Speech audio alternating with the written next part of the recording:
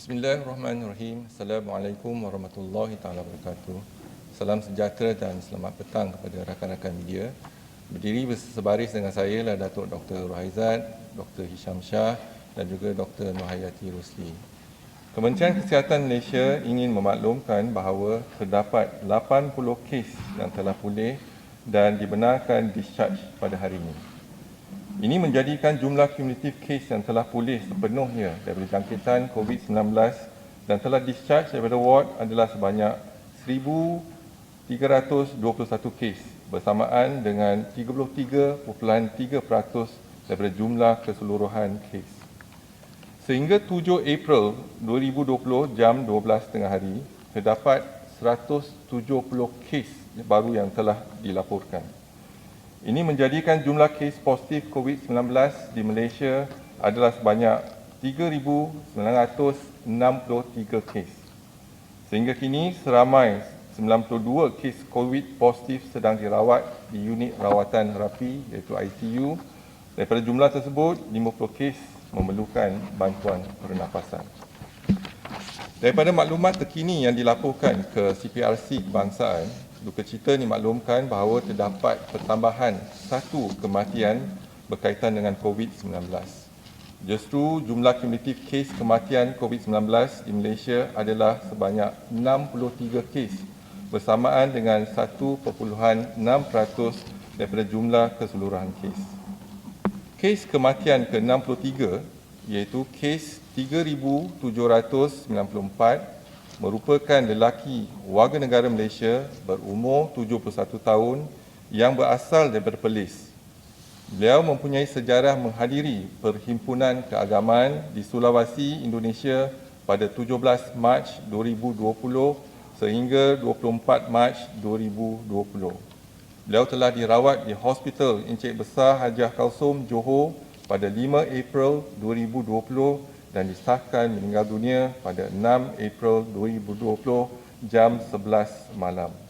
Kementerian Kesihatan mengucapkan takziah kepada ahli keluarga beliau.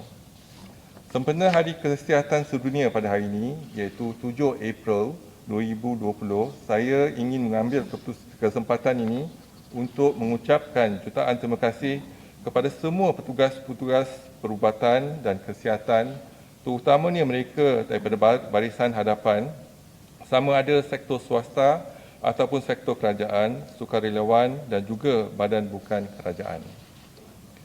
Sekalung penghargaan juga kepada petugas-petugas di belakang tabir yang memainkan peranan penting sebagai tulang belakang dalam memastikan kesiapsiagaan dan kelancaran respon di lapangan. Sesungguhnya kesihatan adalah tanggungjawab kita bersama kerana setiap sektor adalah sektor kesihatan.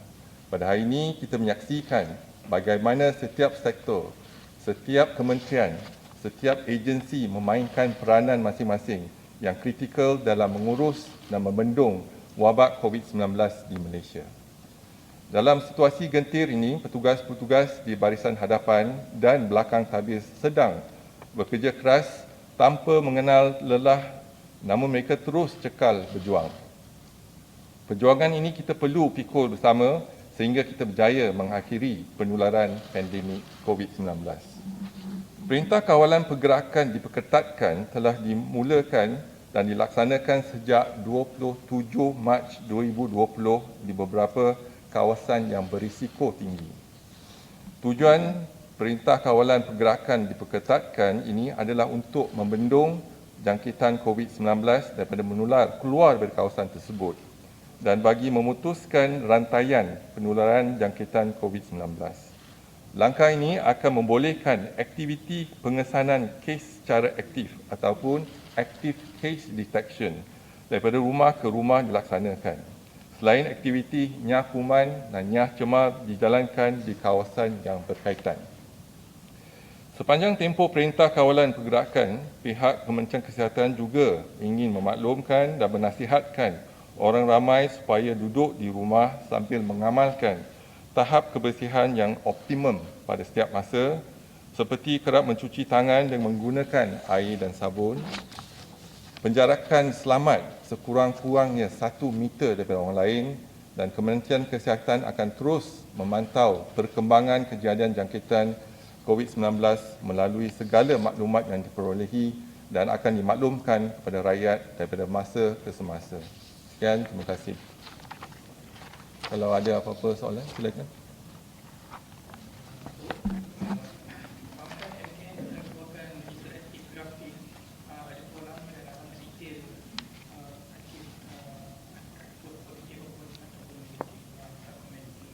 Setakat ni kita tak ada keluarkan nama, kita hanya keluarkan data saja mengenai pesakit.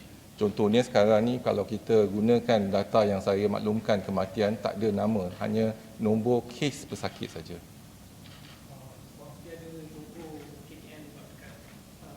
Jadi kita tak benarkan untuk mengeluarkan nama ataupun personal data pesakit.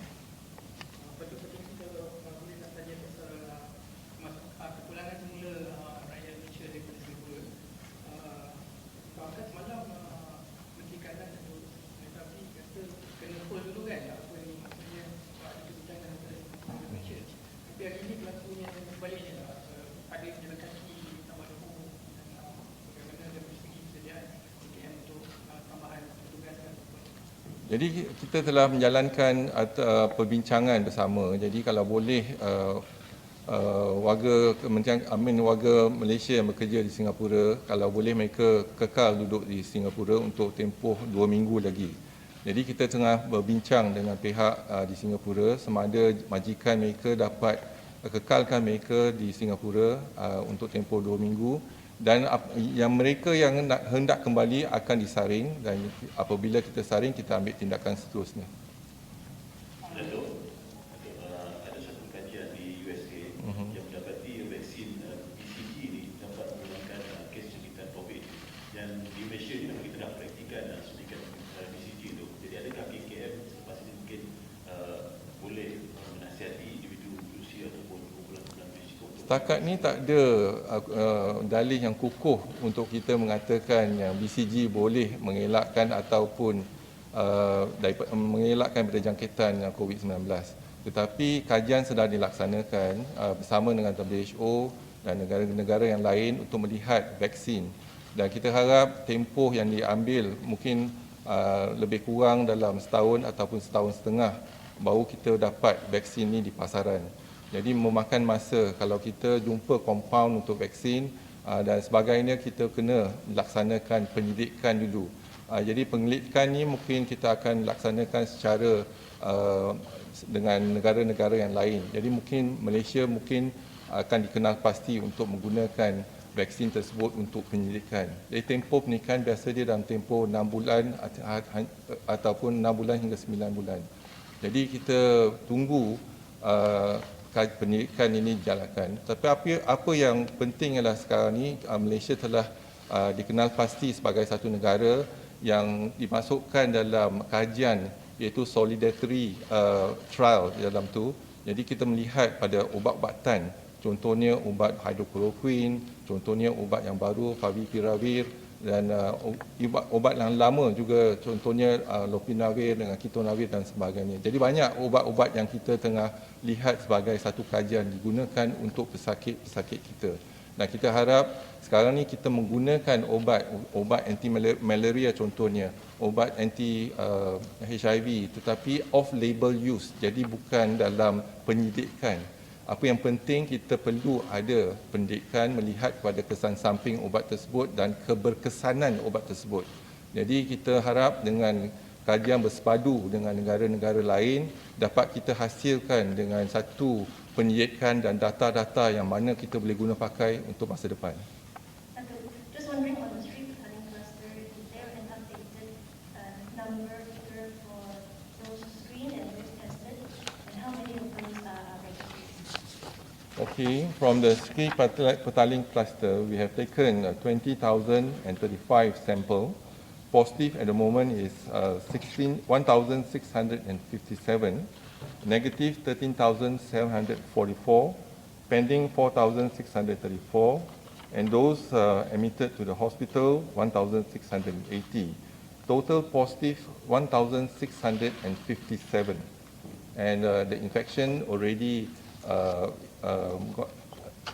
the infection has already gone through 5th generation. That means, 5 generation we have seen in the community. These 1,657, these are the ones who actually attended in person. Attended, yes, right. So what we are doing is that when we identified the positive or the index case now, so then we try to get the family history. In terms of documentation of family history, we are proactive in monitoring the family members because there are two high-risk groups. Number one, family members, and the second is healthcare workers.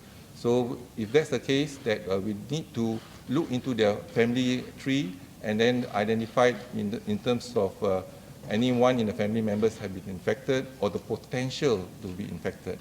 Just on the index case, do we know the index case for Sri Petalingan? We have those positive, 1,657 positive cases. So all of them are? The index case here is 765. There's a hadir perhimpunan tabligh. So 1,657 including family members. So related to that group in Sri Petaling. But the index case that we have here, 765, the first generation infection, 679, second generation 180, and third generation 19, and I've seen fourth generation 7 cases, as well as fifth generation 7 cases. So there's no one index case, but 679? 765, that's the index case. What about the Sarawak cluster? Sarawak? Okay, when we look into the cluster, the biggest cluster that we have today is the Perhimpunan Sri Petaling. That consists of 42%. Then we did mention about the cluster from imported case from Italy in Sarawak, Kuching. So the jumlah case 40, case baru detected 3 case. So it accounts for about 1% of the total cases that we have. Then cluster persidangan agama di gereja Kuching, case baru ialah 3 case, jumlah case 86 case. Kluster kenduri di Bandar Baru Bangi, jumlah kes 88 ya, dan hasil siasatan mendapati terdapat kes lama tetapi baru didapati berkaitan dengan kluster ini iaitu 4 kes. Jadi jumlah keseluruhan kes yang melibatkan kluster kenduri di Bandar Baru Bangi ialah 92 kes.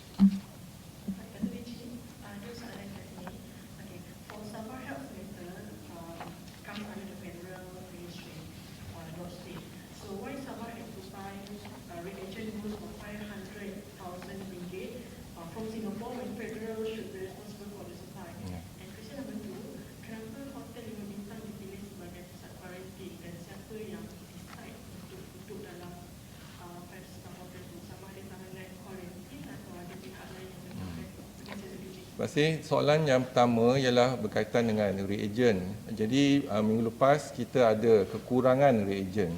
Jadi supplier yang kita kenal pasti ada 3 company tetapi tidak mampu untuk memberikan ataupun membekalkan reagen tersebut, tapi membekalkan hanya 3 ataupun 40% pada keperluan di Kementerian Kesihatan.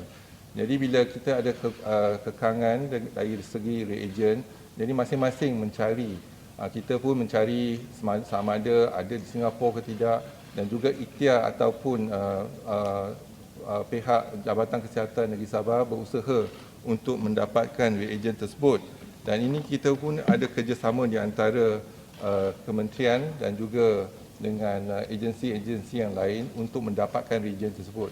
Setakat ni reagen kita boleh bertahan hanya seminggu, tetapi kita telah menghubungi pembekal dan diharapkan reagen tersebut akan dibekalkan dalam tempoh yang terdekat.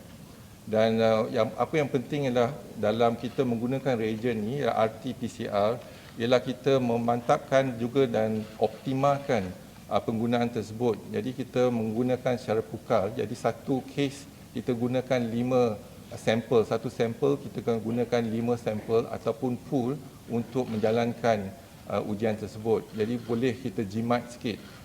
Dan sekarang ni kita harap selain daripada gunakan kaedah-kaedah RT-PCR, kita juga melihat pada kaedah-kaedah yang lain. Contohnya reagen rapid test kit untuk antigen. Jadi kita baru dimaklumkan antigen tersebut, test kit tersebut baru sampai Mungkin memakan masa sehari dua lagi untuk kita melaksanakan verifikasi untuk ujian tersebut. Yang keduanya memang hotel telah dikenal pasti, yang 3 star, 4 star dan sebagainya. Dan yang biasa dia 5 star, mungkin ada melibatkan mereka yang mampu untuk duduk di 5 star. Jadi telah dikenal pasti oleh NAKMA dan juga itu akan dibayari oleh mereka ataupun passenger tersebut, penumpang tersebut. How many testing have we done today, and what is our daily average testing? So our capacity from 43 labs that we have is capacity. I'm talking about capacity is 11,500. Our testing a day about 9,000 plus. So we are actually looking into how we can optimize our testing so that we can increase further to 11,500. 9,000 per day? Per day. Yeah, average per day.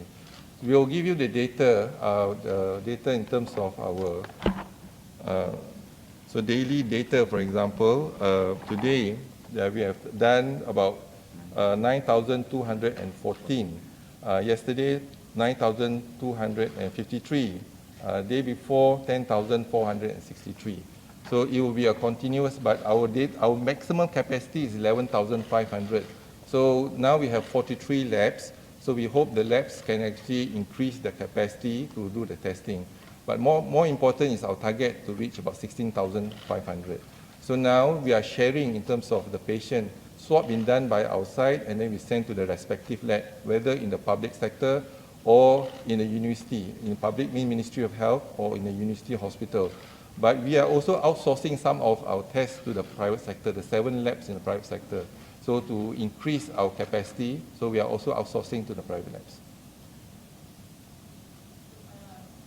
WHO, they expect peak by April. It's not. Does our data corroborate that?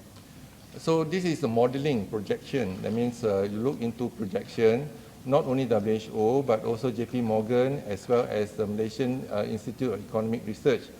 Most of them project that in mid-April, probably we'll have a surge of exponential growth of the cases.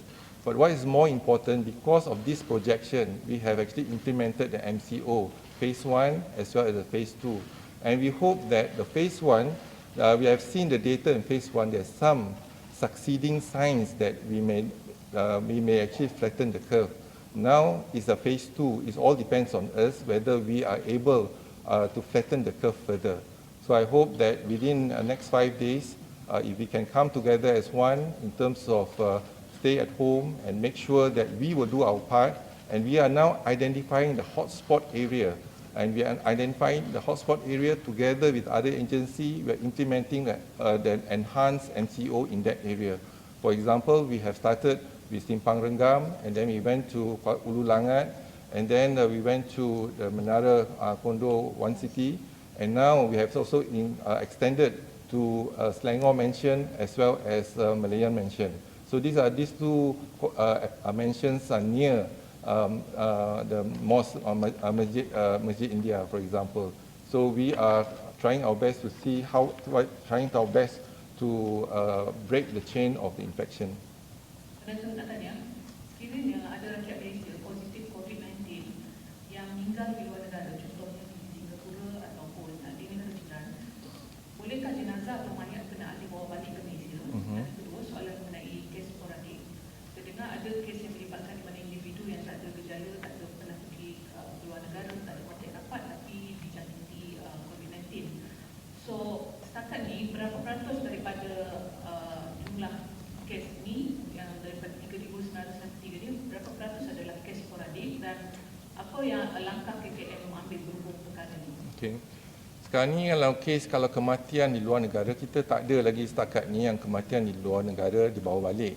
Tapi kalau nak dibawa balik, kita akan ada kita kena mengikuti peraturan-peraturan di Kementerian Kesihatan bagaimana kita nak bawa balik dan sebagainya. Tapi setakat ni tak ada lagi.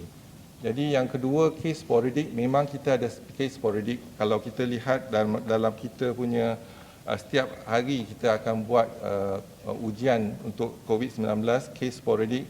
Dan kes sporadik kita, kalau untuk Aili dan Sari, kita telah laksanakan 8,025 ujian untuk mengesan sama ada kes tersebut ada di lampangan. Tapi yang negatif, yang positif adalah setakat ini ialah 69 kes yang positif dan negatif ialah 7,956. Jadi kita ada kes sporadik tetapi tak banyak, 69 je kes sporadik, yang mana kita tak tahu kes sporadik ni asal jangkitan tu dari mana. Ada yang kes sporadik tetapi bila kita lihat sejarah, ada sejarah dia berkaitan dengan sama ada di perhimpunan Sri Petaling ataupun berkaitan dengan perhimpunan gereja di Kuching dan sebagainya. Jadi itu bukan kes sporadik sebab kita dapat kesan mana asal usul penjangkitan ni. Tapi yang kita tak dapat kesan ialah 69 kes, tak tahu macam mana dia dapat jangkitan tersebut. Yesterday you shared with us 25,000 Malaysians came back the first 3 days after April 3rd.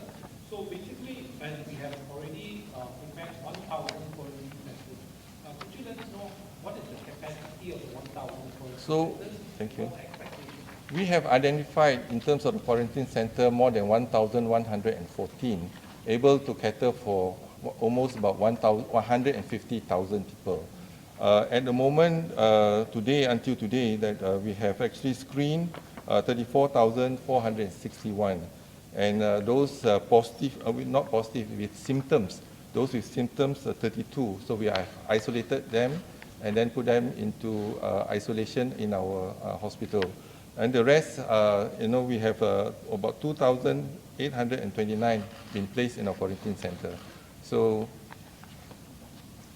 second question is, there's just rumors. Do you comment? Have there been any infections, direct infections from patients to medical personnel so far? yes, we did mention before. So our infection among healthcare workers is 159. But then, so we investigate whether they got the infection from the hospital or from the community. So as I mentioned earlier, the majlis perkahwinan, some of healthcare workers also attended majlis perkahwinan. So they came back and they infected others. So in total, when we look into the healthcare workers that is got the infection from hospitals, it's 30 of them. And 30 of them, some of them have worked in the ICU, for example, taking care of SARI patient, that is a sporadic cases, because it was not diagnosed as COVID. So because it's not diagnosed as COVID and you got sporadic cases as COVID, they get infection because they are not wearing the PPE, for example. And those in the clinic is the same, because you got cough and cold, you come in a cough and cold, and then you can actually transmit the infection to our healthcare workers. So all in all, 12 of them from SARI and the rest is from the clinic, and even from those of our doctors going to the field. But what's more important today, we are informing all our healthcare workers that the cases of ID and SARI, you must treat them as a COVID infection until proven otherwise, because as we have seen here, 69 cases, we do not know even they are, the SARI, they are positive for COVID. So that's the reason why now we have sent a message to all the healthcare workers in public sector and private sector, protect themselves. When you deal with patients with severe acute respiratory infection in ICU, or those who are coming to the clinic for screening, make sure that you are protected before you examine them. Just coming back to testing capabilities, what is our testing capability per 1 million? So you look into the capacity that we are trying to achieve is at the moment is 11,500. We're trying to increase to 16,500. But the solution now, the most important is if we get a faster turnaround time.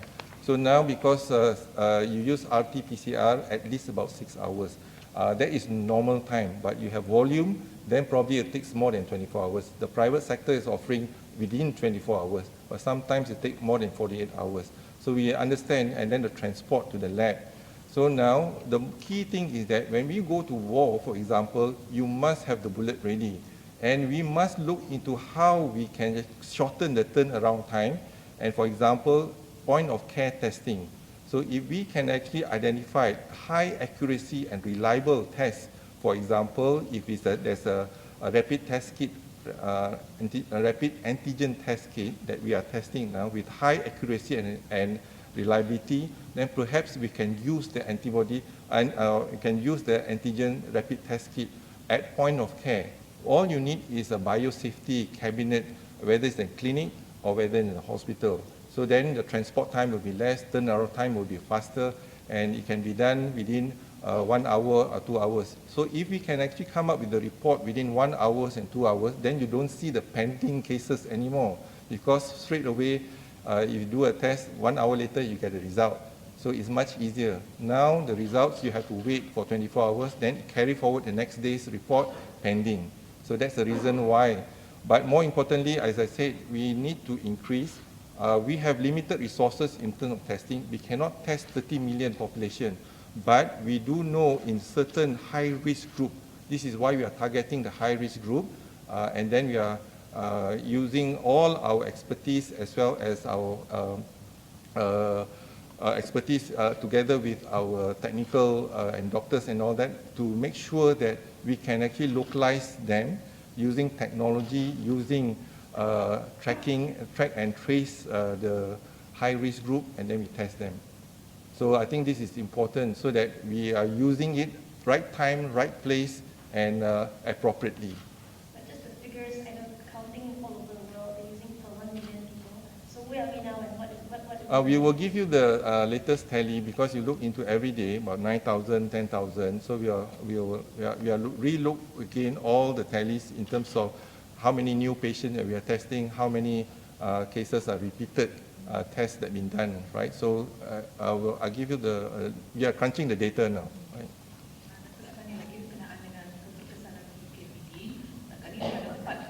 Mm-hmm.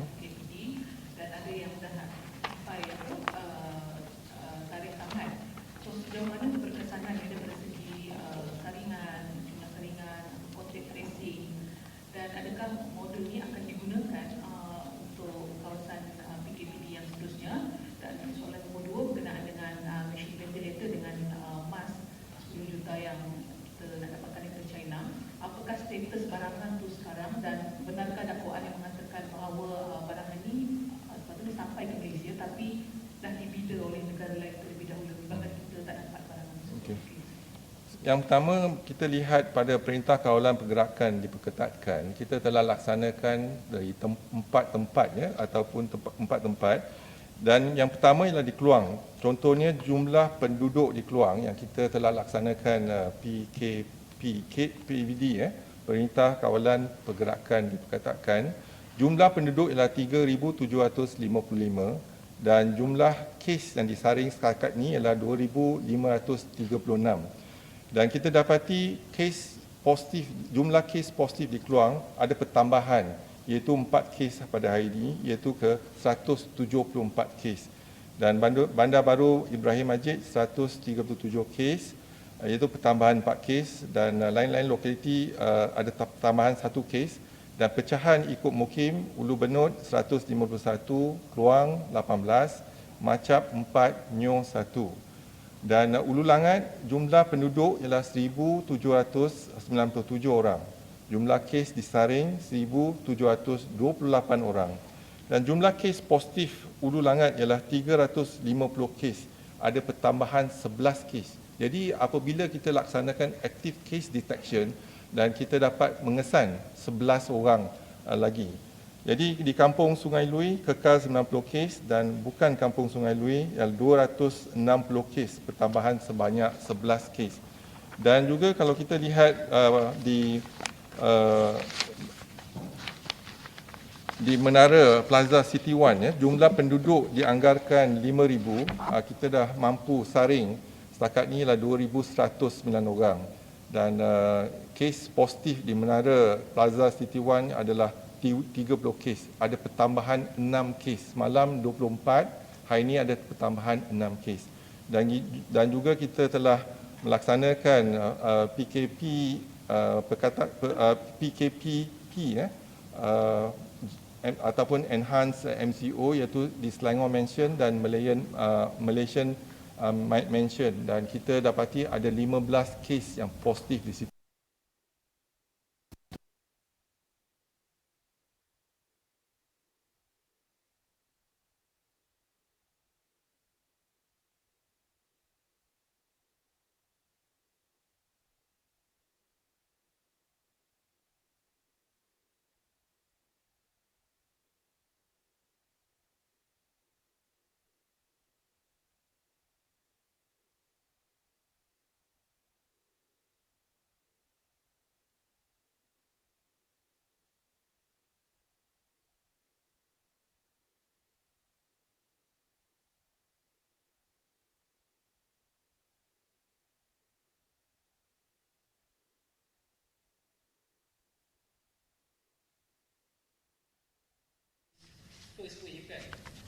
at that point of time, WHO cautioned us from using that thing because of, we should go to the side of caution and everything.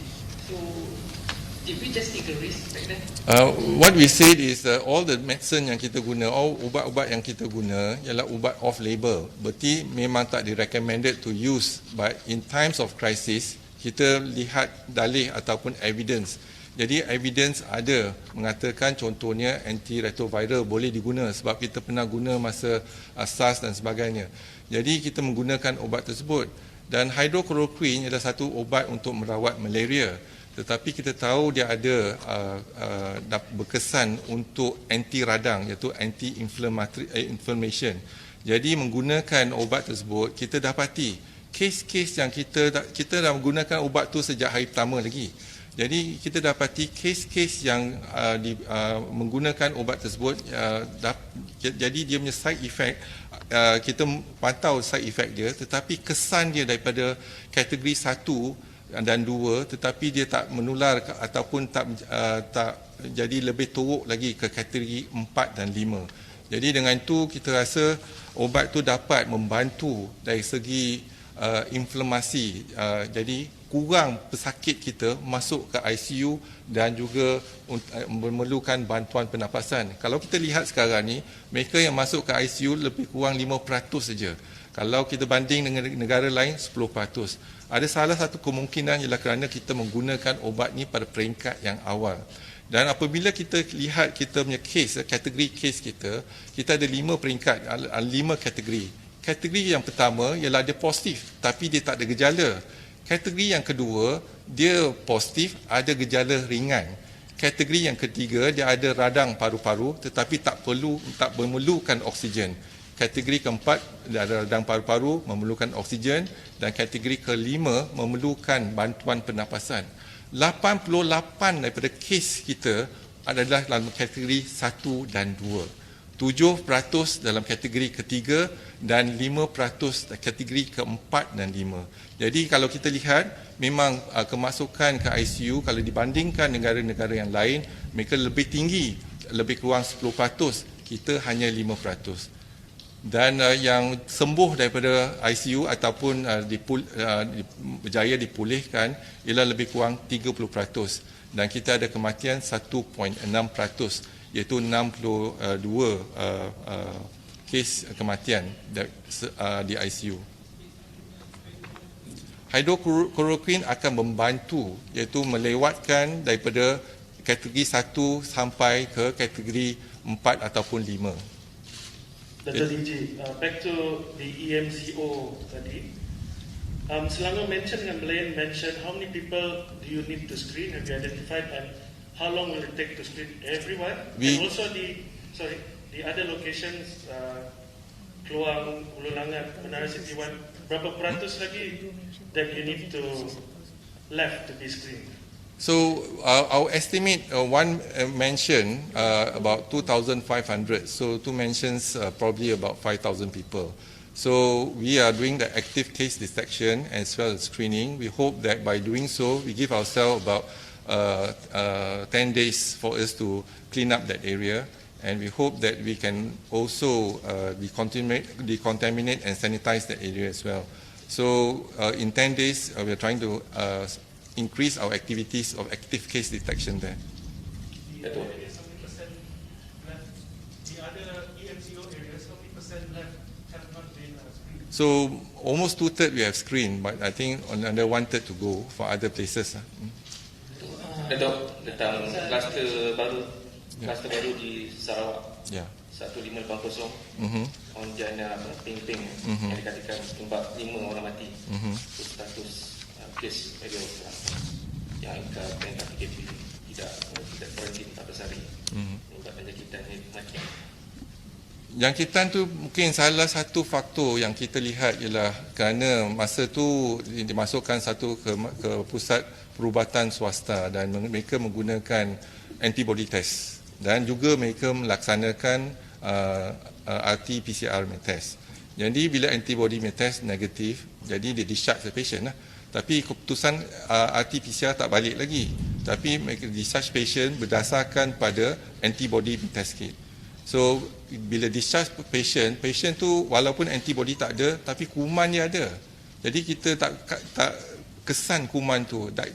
Jadi bila kita tak dapat kesan kuman tu, kita kata antibody tak ada, berarti dia tak dijangkiti. Then patient pesakit tu dia telah dibenarkan pulang. Bila pulang ke rumah, dia menjangkiti keluarga dia. Jadi itulah mungkin salah satu faktor kenapa kita tak menggalakkan menggunakan rapid test kit yang berdasarkan pada antibody, iaitu serology test. Nak tanya aku ni perincian berkenaan kluster gereja tu. Jadi sebenarnya bila persidangan tu dibuat dan juga positif yang pertama yang kes pertama berlaku, dan adakah sudah diinspeksi atau sanitasi gereja berkenaan serta pengesanan kontak dan berapa ramai?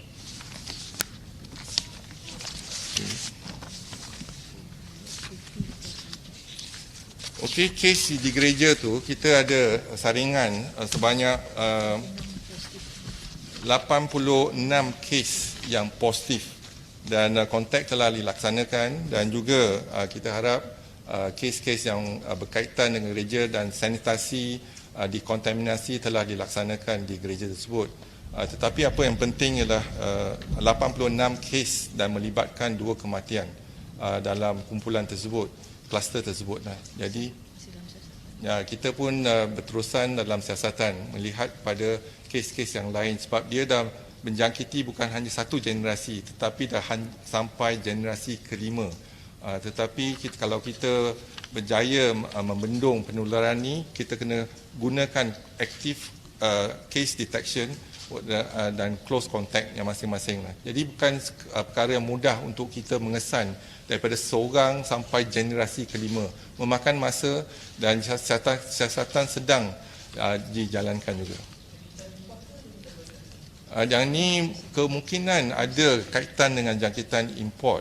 Kita tak pasti sebab ada yang seorang tu ada sejarah perjalanan juga. Okey, terima kasih.